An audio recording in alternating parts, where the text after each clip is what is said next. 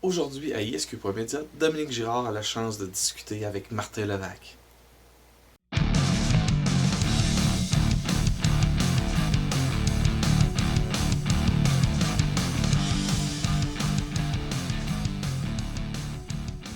Quand tu veux. Premièrement, merci d'avoir accepté l'invitation pour cette entrevue, mon cher.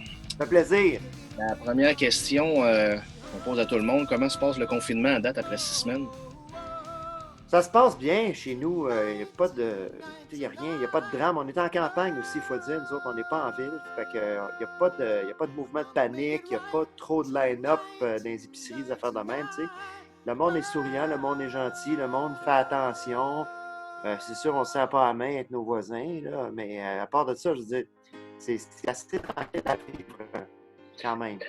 Puis là, j'ai dit 6 semaines justement, puis ça fait justement déjà 6 semaines que tu fais des spectacles, parce qu'il faut en parler à chaque vendredi. Tu invites les gens qui te connaissent, tes fans, les amis, tout le monde, les journalistes, à te regarder à chaque vendredi à 20h. Ça t'est venu tout bonnement la première semaine, cette idée-là? Oui, ça a été une réaction, je te dirais, spontanée.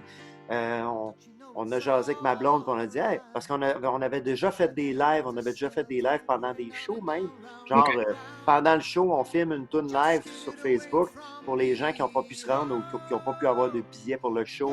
Fait que, tu sais, ça fait un petit extrait, puis ça donne le goût au monde peut-être de venir une autre fois voir le show. Fait qu'on était déjà familier avec le concept de faire des lives. Euh, on le fait, puis on fait comme. On fait un show de salon, tu sais, puis on invite le monde dans notre salon. La réaction, elle a été instantanée. Le monde en voulait. Il y avait 600 personnes qui se sont connectées le premier 5 minutes. OK. Complètement fou, là, tu sais. Wow. Tu te dis, c'est 600 personnes dans ton salon là, qui te regardent faire des tunes. C'est Ouais, gênant. C'est gênant quand tu connais pas les tunes. ouais, j'avoue. Mais en tout cas, je peux te dire que c'était très intéressant. Moi, j'en ai presque pas manqué là, depuis le début. Puis là, d'ailleurs, ces prestations-là, tu fais ça la plupart du temps en direct du côté présentement dans ton studio. Ouais. Le studio que tu as aménagé chez toi, qui est franchement, qui est très, très beau. En tout cas, le coup d'œil est très, très beau. Là. Puis tu m'as dit dernièrement que tu as travaillé beaucoup là-dessus, sur ce studio-là. C'est ton petit bébé, là, ce studio-là à la maison. Là.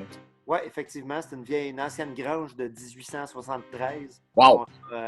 qui s'en allait, elle s'en retournait à terre tranquillement. Tu sais. OK.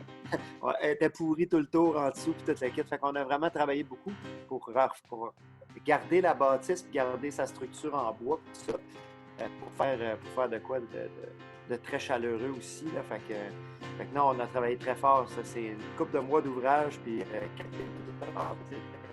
reste là-dedans, mais ça vaut la peine. C'est un garage au rez-de-chaussée, puis moi, là, je suis au deuxième. OK. Alors, tu vois un peu là, la shape du plafond. Là, Ouais, ouais, ouais. Plafond cathédrale, là, tu sais, c'est. Voilà. Je Tu peux présume que accrocher des rideaux, puis c'est communiquant avec ma maison. Fait que voilà. puis, ça arrive des fois que tu invites des gens, je pense, mais pas beaucoup, par exemple. Tu peux Non. peut-être 150 là-dedans. Là. Ben, on rentre 40 personnes ici. Ah, quand même, c'est intéressant. Oui, c'est cool. On fait des shows dans cette place-là ici. Là. Fait que, on fait des petits concerts intimes à 2, 3, des fois 4 musiciens. D'ailleurs, même nous autres cet hiver. Là. Mm-hmm. On en avait une couple de programmés ici, puis qui ont été annulés. OK. Puis le nom, tu en as parlé lors de ton dernier spectacle, le nom du studio, moi je pensais que ça avait un lien avec notre mère ici à Québec, la Baume, mais c'est pas ça pas tout. C'est pas la bombe, c'est Bapaume. La Baume, moi. Ouais, pour bas des paumes. Puis Ouais, voilà. ça a un lien avec un de tes ancêtres, parle-nous-en. Ben ton ancêtre carrément, là. Mon ancêtre s'appelait Martin Levac. Mes parents ne le savaient pas quand ils m'ont appelé Martin, mais j'ai le même nom que le premier qui est arrivé ici. Wow. Puis le seul Levac qui est arrivé en Amérique du Nord dans les années 1700 quelques, puis qui s'est marié à Sainte-Anne-de-Bellevue avec une réaume de Sainte-Anne-de-Bellevue en 1749. Fait que, dans le fond, quand mon oncle a fait la généalogie de la famille, il s'est mis à m'appeler Bapaume parce que je m'appelais Martin, comme OK. son ancêtre, tu sais. Fait que là, hein, Monsieur Bapaume, Monsieur Bapaume, Monsieur Bapaume. Puis quand est venu le temps de donner un nom à cette vieille grange-là, parce que je voulais quelque chose qui sonne historique un peu, ben on a choisi ça. Fait que ça fitait bien. Puis l'emblème aussi du studio, attends, bouge pas, je vais aller la chercher. OK. L'emblème que j'ai choisi pour le studio, c'est Les armoiries. C'est ça, en fait. Ça, c'est les armoiries originales de la ville de Bapaume en France. OK. Tu vois, c'est déjà des mains, tu sais, fait que je trouvais que ça faisait percussif un peu. Absolument. Là, ben, celle-là, j'ai ajouté des baguettes de drum. Des baguettes de drum. Puis Wow! un petit drum pour coiffer le tout sur le dessus, tu sais, fait que finalement, c'est ça. Fait que ça, c'est le logo qui était à la porte de mon studio. Je vais faire une blague pour faire un lien avec l'ancêtre Martin Levac. Il n'y avait pas un oncle qui s'appelait, pour faire un lien avec Phil Collins, qui s'appelait Philippe Collin. Non, il n'y en a pas là. Pas tout. Ça aurait pu être drôle, ça aurait pu arriver. Ça aurait pu. Écoute, là, 6 semaines, puis tu t'es déjà investi à dire aux gens qu'il arrivera ce qui arrivera pendant la pandémie. Toi, c'est jusqu'à la fin mai, à chaque vendredi, donc jusqu'à la fin mai que tu donnes des spectacles. Puis si ça continue, ben on verra jusqu'où on s'en va, là. C'est ça, on va ajuster le tir au fur et à mesure. Puis c'est sûr que là, ça crée une polémique, là. Je vois plein d'affaires passer sur les réseaux sociaux. Il y a des musiciens, il y a des artistes qui disent que on est encore en train de donner notre art gratuitement, puis etc. Il y a tout un débat là-dessus. Moi, je n'embarque pas dans ce débat-là. Vraiment. Moi, comme je t'ai dit tantôt, c'est quelque chose qui est venu tout à fait spontanément. Parce que quand on est musicien, on veut faire de la musique. On veut notre rendez-vous hebdomadaire ou 2-3 fois par semaine à faire des shows, à communiquer avec le monde, à offrir ça. Fait que la musique, moi, c'est ce qui me fait vibrer. Je ne peux pas arrêter de faire la musique du jour au lendemain parce que les salles de spectacle sont fermées, tu comprends? Fait que plutôt que de juste répéter tout seul dans mon studio, ben je garde la shape, je répète mes affaires, puis là, ben j'ai un show le vendredi. Fait que là, ben c'est rendu un vrai spectacle, là. Au début, ça a commencé, on était filmé par un téléphone, avec le son du téléphone. Là, on est rendu dans le studio avec le son du studio, la console, toute la patente, ça sonne super bien. Le drum que tu vois en arrière, je peux l'utiliser pendant le show, puis tu entends les vrais sons, puis toute la patente. Il y a des micros partout, il y a 14 micros sur le kit. Wow! Et ça, c'est trippant, tu sais.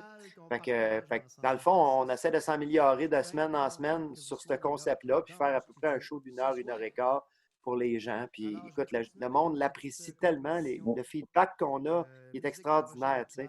Il y a du monde qui sont seuls là, à la maison, puis que c'est une expérience qu'ils vivent avec nous autres, tu sais. C'est leur expérience live du vendredi soir. Ils se connectent, puis ils prennent un petit verre de vin, puis ils nous écrivent des commentaires, puis ils disent « c'est ma bouffée d'air pendant la semaine ».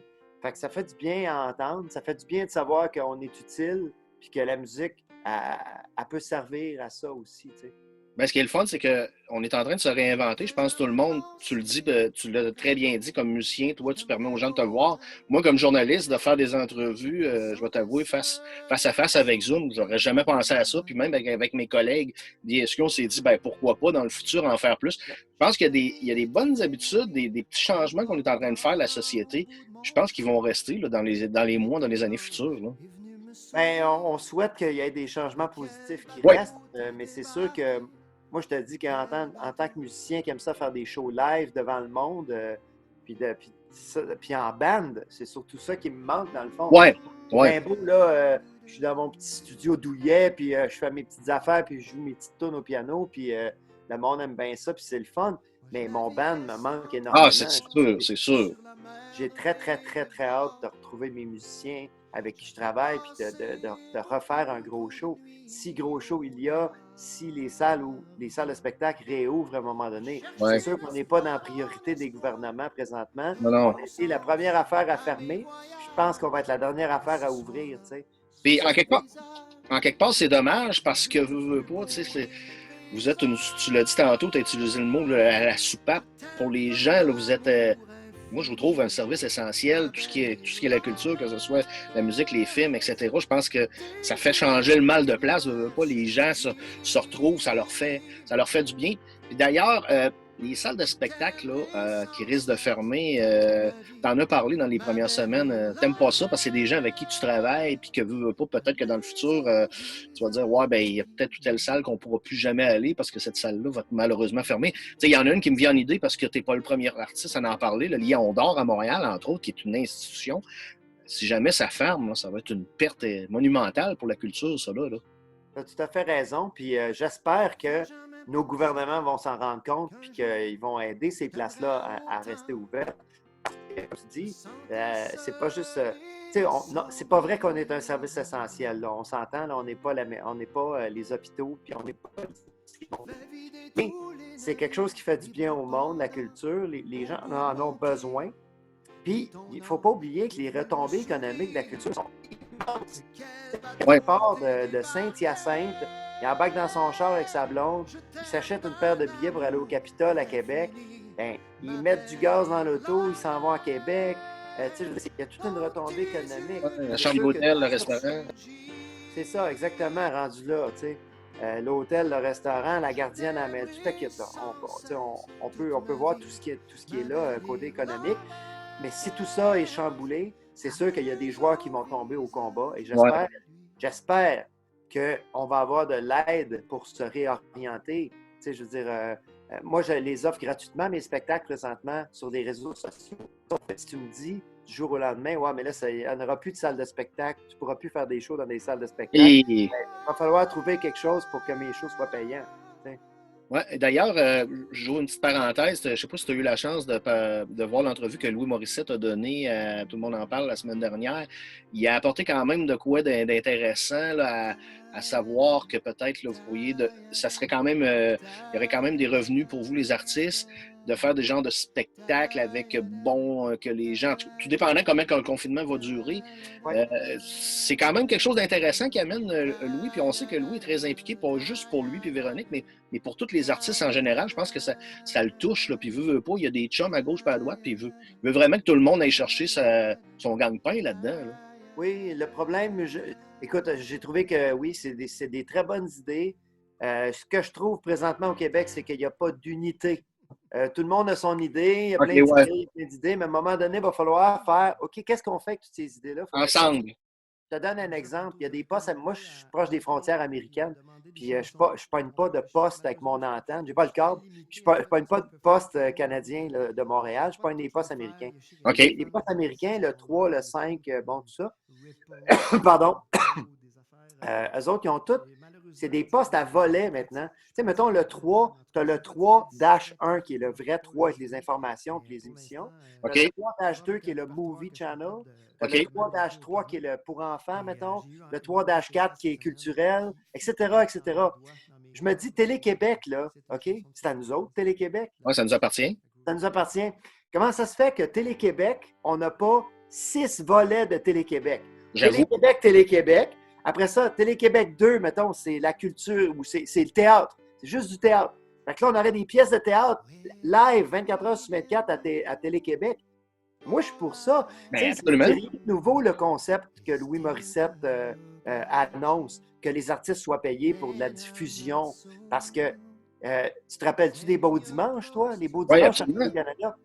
Bon, ben, les Beaux Dimanches à Radio-Canada, mettons que le dimanche soir, tu avais un spectacle d'Yvon Deschamps.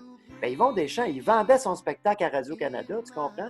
Il l'avait déjà vendu en salle, il y avait déjà du monde qui avait payé pour les billets, mais il payait pour une télédiffusion pour que les gens à la maison, qui ne peuvent pas nécessairement se rendre dans les salles de spectacle, des gens âgés ou des gens handicapés ou des plus jeunes ou whatever, qui n'ont pas l'âge, bien, pouvaient avoir accès à son spectacle. Fait que là, bien, la TV, on s'entend dessus, qui ont sorti la culture de la TV depuis des années, bien, ça serait juste de la ramener, tout simplement. Radio-Canada 2, Radio-Canada 3, Radio-Canada, plutôt que de nous donner les mêmes nouvelles en boucle pendant 24 heures, j'aimerais bien mieux avoir des vieux shows d'Yvon Deschamps, puis des shows de Louis-José Hood, voyons donc. des shows de Richard Séguin, puis des shows de Piché, puis des shows de Michel Rivard. Moi, là, je payerais pour un canal comme ça. C'est clair. Je payerais pour avoir des spectacles en continu sur un canal. C'est une bonne idée, Martin. Présente-toi pour faire ça. Je suis convaincu que tu serais convaincant, mon cher. En tout cas, tu m'as convaincu, moi, là. Écoute, avant qu'on se quitte, je veux quand même qu'on parle, puis c'est bien important, de ta carrière, l'hommage à Phil Collins. Bon, on sait que la tournée Dance into the Light s'est terminée là, cet hiver, l'hiver dernier. Je sais qu'on s'est déjà parlé par le biais de la radio de CKRL, mais quel bilan tu en gardes de ces 10 belles années? Je pense que c'est 10 ans, c'est ça, avec Dance into the Light? Ouais. Quel bilan tu en gardes de ça? C'est presque 11 ans, en fait. Mais oui, effectivement, je garde que des beaux souvenirs de cette période-là. C'était... en fait, je pense que quand je vais être vieux et je vais me barcer sur mon balcon, je vais probablement considérer que c'était les plus belles années de ma vie. Parce que, justement, c'était... écoute, on a eu la chance de jouer dans les plus belles salles de spectacle, je te dirais, au monde. pendant toutes ces années-là.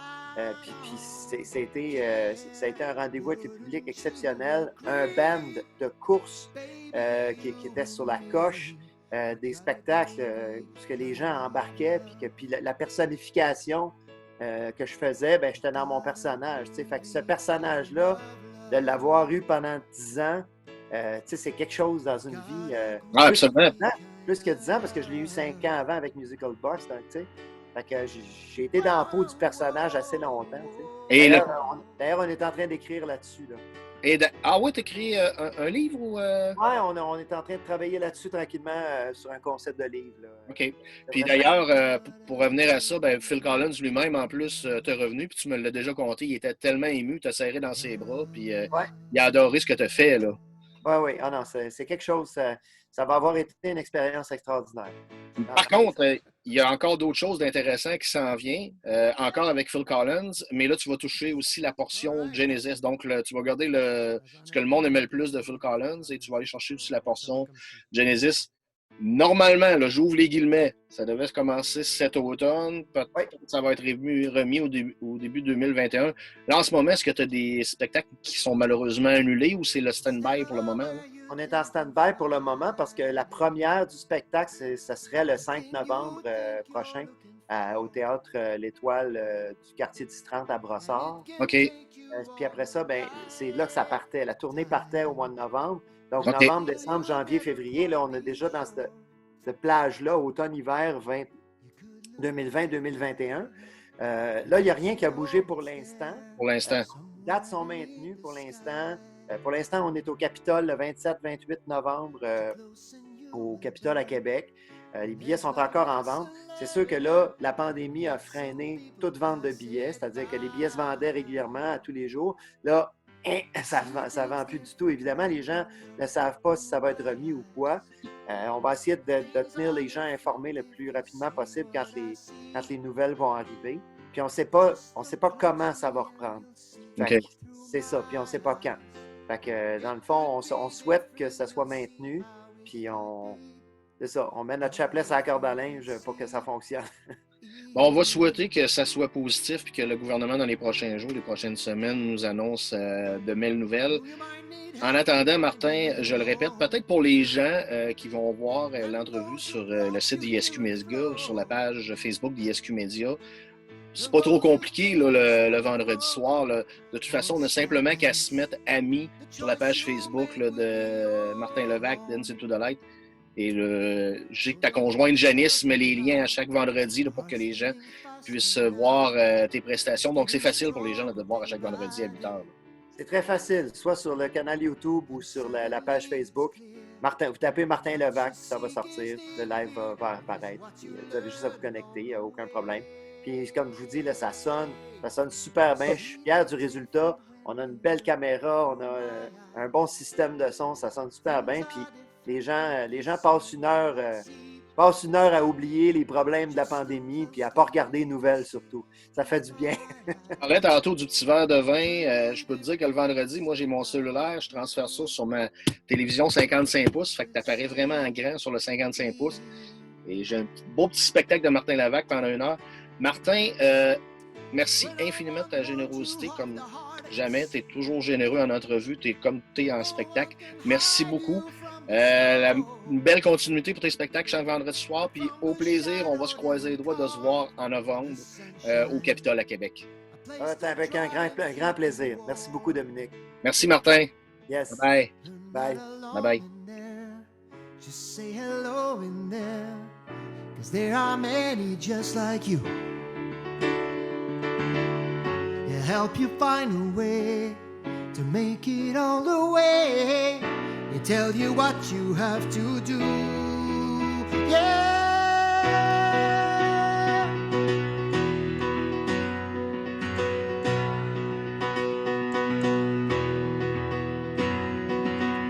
It's never where you think